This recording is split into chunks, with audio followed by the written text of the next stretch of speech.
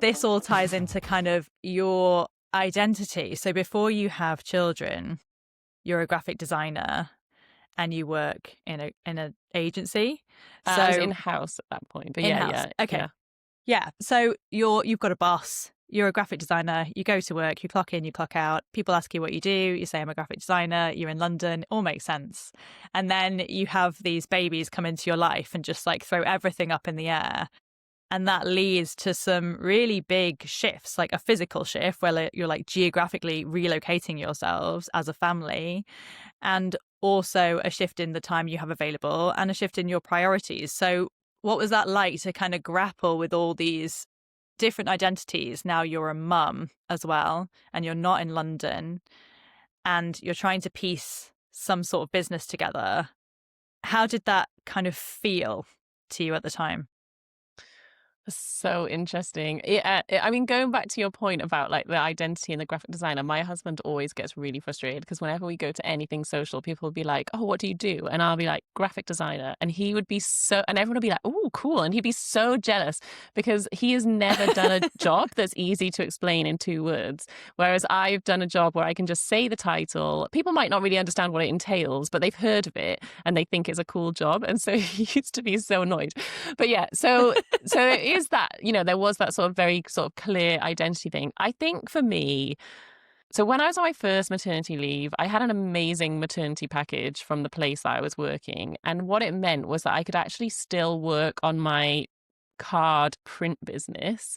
And I would do little bits on that, like it was mainly just like we'd go out for a walk each day to the post office and just like, deliver some orders. Maybe if he had a really long nap, I would like design a new card or, there was like it was very kind of like low pressure, but it was something creative that I could still do. I remember when we were in the hospital, I designed some enamel pins and they got delivered that week.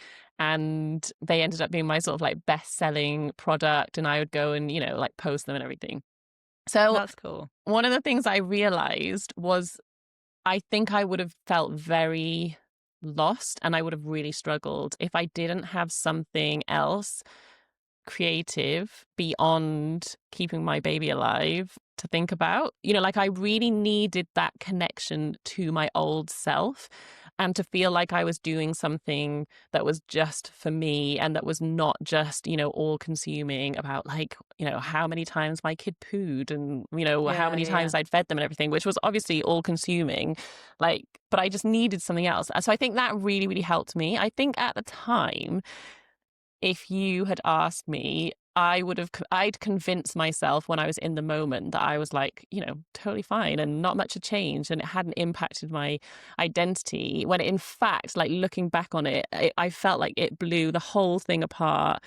It completely like exploded who I was. And then I spent years sort of like putting that back together and learning, I guess, just like how to understand who I was and what my life was going to look like post kids. And it is funny how in the moment you convince yourself that everything's fine. And then you look back on it and Yeah. you're like, oh my goodness, I was not fine.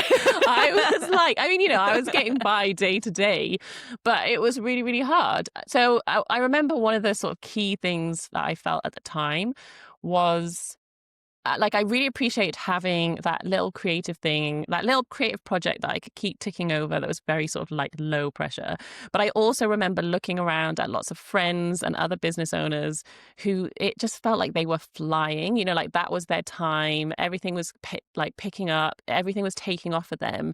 And I just felt so behind and so frustrated about how slowly I had to do everything at that point in my life. And on the one hand, I was like totally happy about it because I always knew and felt very content with this is the choice that I made. And I knew it was the right choice. Like I knew it was what I wanted to do. I wanted to be a mum. Like I was very happy about the decision that I'd made. But it was also still frustrating to have all of these like ideas and this creativity swirling around in my brain and just not really be able to do anything about it and watching everybody else, well, what felt like everybody else doing something about it and it obviously doing amazingly. So I remember that being quite difficult.